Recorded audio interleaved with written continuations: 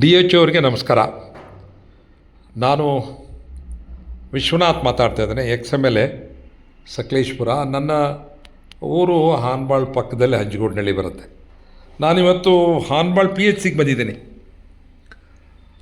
PHCಗೆ ಬಂದಿದ್ದ ಕಾರಣ ನನಗೇ ನನ್ನ ಮನೆ ಸಾಕಿದ ನಾಯಿನೇ ಕಚ್ಚಿಬಿಡ್ತು. ಸ್ವಲ್ಪ ಗಾಯ ಆಯಿತು. ಅದಕ್ಕೋಸ್ಕರ ಹಾಸನ ಜಿಲ್ಲಾ ದೊಡ್ಡ ಆಸ್ಪತ್ರೆಯಲ್ಲೇ ನನಗೆ ಆ್ಯಂಟಿ ರಾಬಿಸನ್ನು ನನಗೆ ಕೊಟ್ಟಿದ್ದಾರೆ.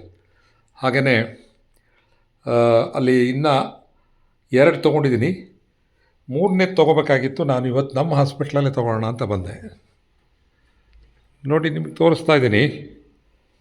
ಇಲ್ಲಿ ಜನ ಬಂದು ಕೂರೋದಕ್ಕೆ ಖಾಲಿ ಇದೆ, ಡಾಕ್ಟ್ರು ಕೂರೋದು ಖಾಲಿ ಇದೆ, ನರ್ಸ್ಗಳು ಮತ್ತು ಮಿಕ್ಕವ್ರು ಕೂರೋದು ಖಾಲಿ ಇದೆ. ಇನ್ನು ಪಕ್ಕದಲ್ಲಿರ್ತಕ್ಕಂಥ ಎಂಟ್ರಿ ಮಾಡ್ಕೊಳ್ಳೋದು, ಇದು ಎಮರ್ಜೆನ್ಸಿ ರೂಮ್ ಇದೆಯಲ್ಲ, ಈ ರೂಮ್ ಖಾಲಿ ಇದೆ. ಇಲ್ಲೂ ನೋಡಿ, ಇದು ಖಾಲಿ. ಈ ರೂಮಲ್ಲಿ ಸ್ಟೋರ್ ಇದೆ. ಇಷ್ಟೆಲ್ಲ ಸ್ಟೋರ್ನೂ ಕೂಡ ಬೀಗ ಹಾಕ್ದಲೇ ಇದು ಖಾಲಿ ಇದೆ. ನೋಡಿ, ಇಷ್ಟೆಲ್ಲ ಮೆಡಿಷನ್ಸ್ ಇದೆ. ಇಲ್ಲೂ ಕೂಡ ಯಾರೂ ಇಲ್ಲ. ಇಲ್ಲಿ ನೋಡಿ, ECG ಸಂಬಂಧಪಟ್ಟದ್ದಿದೆ. PHC ಆದ್ದರಿಂದ ಸಾಕಷ್ಟು ಜನರಿಗೆ ಅನುಕೂಲ ಆಗ್ತಕ್ಕಂಥ ಮೆಟೀರಿಯಲ್ಗಳು ಇಟ್ಟಿದ್ದಾರೆ. ನೋಡಿ, ಇದು ಮುಂಭಾಗ. ಒಬ್ಬರು ಜನ ಇಲ್ಲ. ನೋಡಿ, ಇದು ಖಾಲಿ ಇದೆ, ಇದೆಲ್ಲ ಖಾಲಿ. ಹಾಗೆ ನೋಡಿ, ಲಸಿಕಾ ಕೊಠಡಿ, ಇಂಜೆಕ್ಷನ್ ಕೊಡೋದು. ಮಕ್ಕಳನ್ನು ಹೆರಿಗೆಗೆ ಬಂದರೆ ತೂಗೋದಕ್ಕೆ, ಮಕ್ಕಳು ಹೆರಿಗೆ ಆದರೆ ನೋಡಿ, ಒಂದು ತಕ್ಕಡಿನೂ ಕೂಡ ಇದೆ. ನೋಡಿ, ಇಲ್ಲಿ ನಿಮ್ಮ ಡಾಕ್ಟ್ರಿಗೆ ಅವಶ್ಯಕತೆ ಇರ್ತಕ್ಕಂಥ ಎಲ್ಲ ಲ್ಯಾಬಿಂದ ಹಿಡಿದು ಪ್ರತಿಯೊಂದು ಕೂಡ ಇಲ್ಲಿದೆ. ಇವೆಲ್ಲವೂ ಎಂಟಿ ಇದೆ, ಒಂದು ಜನ ಇಲ್ಲ. ನೋಡಿ, ಇದು ಬ್ರಿಟಿಷರು ಕಾಲದಲ್ಲಿ ಈ ಹಾಸ್ಪಿಟ್ಲನ್ನು ಮಾಡಿದರು. ಇದು ಹೋಬಳಿ ಹೆಡ್ ಕ್ವಾರ್ಟರ್ಸ್. ಇದು ಸುಮಾರು ಇದರ ಸುತ್ತ ಒಂದು 60ರಿಂದ 70 ಹೋಮ್ ಸ್ಟೇ ರೆಸಾರ್ಟ್ಗಳಿದೆ.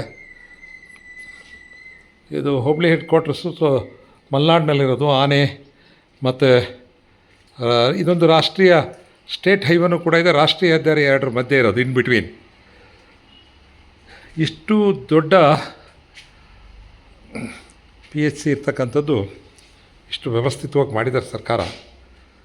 ಆದರೆ ಒಬ್ಬ ಡಾಕ್ಟ್ರಿಲ್ಲ, ನರ್ಸ್ ಇಲ್ಲ, ಅಥವಾ ಇಲ್ಲಿಗೆ ಸಂಬಂಧಪಟ್ಟಂಥ ಯಾವನೇ ಒಬ್ಬ ವ್ಯಕ್ತಿ ಕೇಳೋರೇ ಇಲ್ಲ. ಒಬ್ಬರು ಇದ್ದಾರೆ, ಡಿ ನೌಕರಿದ್ದಾರೆ. ಅವರು ಬಂದಿದ್ದನು ಹೇಳೋಕ್ಕೆ ಕೇಳೋಕ್ಕೆ ಒಬ್ಬರಿದ್ದಾರೆ. ನಿಮ್ಮ ಹೆಸರೇನು ರೀ? ಮಲ್ಲೇಶ್ ಅಂತ ಡಿ ನೌಕರಿದ್ದಾರೆ. ಸೊ ಡಾಕ್ಟ್ರು ಟ್ರೈನಿಂಗ್ ಅಂತೆ. ಆ ಡಾಕ್ಟ್ರ್ ಹೋದರೆ ಬೇರೆ ಡಾಕ್ಟ್ರನ್ನ ಹಾಕಬಾರ್ದು ಅಂತ ಏನಿಲ್ವಲ್ಲ, ಅದು DHO ಅವ್ರ ಕೆಲಸ, ಅಥವಾ ನಿಮ್ಮ ತಾಲೂಕು ಹೆಡ್ ಕ್ವಾರ್ಟರ್ಸಲ್ಲಿರ್ತಕ್ಕಂಥವರು ಅವ್ರ ಕೆಲಸ. ಯಾರೂ ಮಾಡಿಲ್ಲ. ನರ್ಸ್ಗಳು ಮತ್ತು ಸಂಬಂಧಪಟ್ಟವರೆಲ್ಲರೂ ಕೂಡ ಇವತ್ತು ಸಕಲೇಶ್ಪುರಕ್ಕೆ ಮೀಟಿಂಗ್ ಇದೆ ಅಂತ ಹೋದ್ರಂತೆ. ಹಾಗಾದರೆ ಮೀಟಿಂಗ್ ಅಂತ ಹೋದರೆ ಇಲ್ಲಿ ಹಾರ್ಟ್ ಅಟ್ಯಾಕ್ ಆದರೆ ಏನು ಮಾಡೋದು? ಆಕ್ಸಿಡೆಂಟ್ ಆದರೆ ಏನು ಮಾಡೋದು? ಆನೆ ತುಳಿದ್ರೆ ತಕ್ಷಣ ಏನು ಮಾಡೋದು?